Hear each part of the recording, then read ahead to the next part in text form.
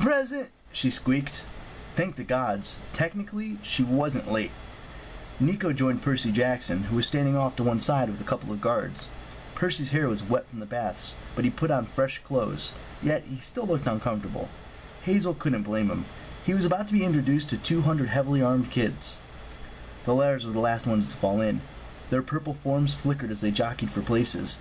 They had an annoying habit of standing halfway inside living people so that the way the ranks looked like a blurry photograph. But the Centurions got them sorted out. Octavia shouted, "Colors!" The standard bearers stepped forward. They wore lion skin capes and held poles decorated with each cohort's emblems. The last to present his standard was Jacob, the Legion Eagle Bearer. He had a long pole with absolutely nothing on top. The job was supposed to be a big honor, but Jacob obviously hated it. Even though Raina insisted on the following tradition, every time the eagle-less pole was raised, Hazel could feel embarrassment rippling through the Legion. Raina brought her Pegasus to a halt.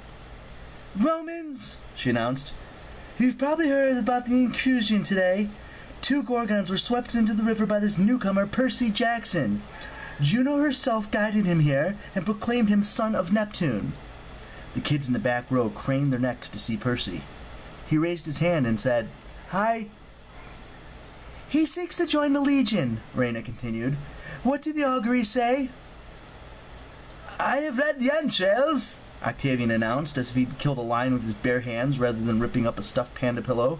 "The auguries are favorable. He is qualified to serve." The campers gave a shout. "Hi! Hail!" Frank was a little late with his eye, so it came out as a high-pitched echo. The other legionary smirked. Raina motioned the senior officers forward, one from each cohort. Octavian was the most senior counselor, turned to Percy. "Recruit," he asked, "do you have any credentials, letters of reference?" Hazel remembered from her own arrival. A lot of kids brought letters from older demigods outside in the world, adults who were veterans of the camp. Some recruits had rich and famous sponsors. Some were 3rd or 4th generation campers. A good letter could get you a position in better cohorts, sometimes even special jobs like Legion Messenger, which made you exempt from the grunt work like digging ditches or conjugating Latin verbs. Percy shifted. "Letters, no?" Octavian wrinkled his nose. "Unfair," Hazel wanted to shout. Percy had carried a goddess into camp. What better recommendation could you want? But Octavian's family had been sending kids to camp for over a century. He loved reminding recruits that they were less important than he was. "No letters," Octavian said regretfully. "Will any legionaries stand for him?" "I will." Frank stepped forward. "He saved my life." Immediately there were shouts of protest from the other cohorts. Raina raised her hand for quiet and glared at Frank.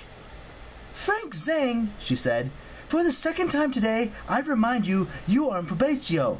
Your godly parent has not even claimed you yet. You are not eligible to stand for another camper until you've earned your first stripe." Frank looked like he might die of embarrassment. Hazel couldn't leave him hanging.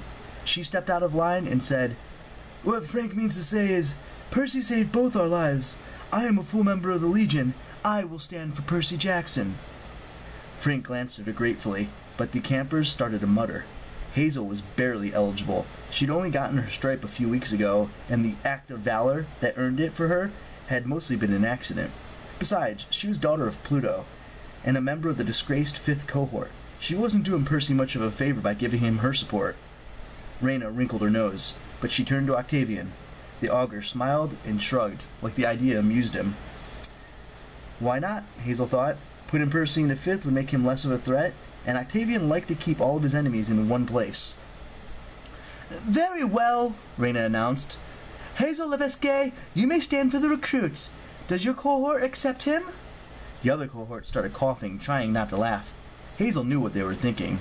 Another loser for the 5th. Frank pounded his shield against the ground. The other members of the 5th followed his lead, though they didn't seem very exciting. The Centurions, Dakota and Gwen, exchanged pained looks like, "Here we go again." My cohort has spoken," Dakota said. "We accept the recruit." Raina looked at Percy with pity. "Congratulations, Percy Jackson. You stand on probatio. You will be given a tablet with your name and cohort. In 1 year's time, or as soon as you complete an act of valor, you will become a full member of the 12th Legion Fulminata. Serve Rome, obey the rules of the Legion, and defend the camp with honor. Senatus palesque Romanas. The rest of the Legion echoed the cheer. Reyna wheeled her Pegasus away from Percy like she was glad to be done with him. Skippy sped his beautiful wings. Hazel couldn't help feeling a pang of envy. She'd give anything for a horse like that, but it would never happen. Horses were for officers only, or barbarian cavalry, not for Roman legionnaires. "Centurions," Reyna said, "you and your troops have 1 hour for dinner, then we will meet on the field of Mars. The first and second cohorts will defend, the third and fourth and fifth will attack. Good fortune." A bigger cheer went up for the war games and for dinner. The cohorts broke ranks and ran from the mess hall. Hazel waved at Percy, who made his way through the crowd with Nico at his side. To Hazel's surprise, Nico was beaming at her. "Good job, Sis," he said. "That took guts standing for him." He never called her Sis before. She wondered if that was what he'd called Bianca. One of the guards had given Percy his probatio nameplate. Percy strung it onto his leather necklace with the strange beads. "Thanks, Hazel," he said. Exactly what does it mean, you're standing for me?" "I guarantee your good behavior," Hazel explained. "I teach you the rules, answer your questions, make sure you don't disgrace the Legion." "And if I do something wrong?" "Then I get killed along with you," Hazel said. "Hungry? Let's eat."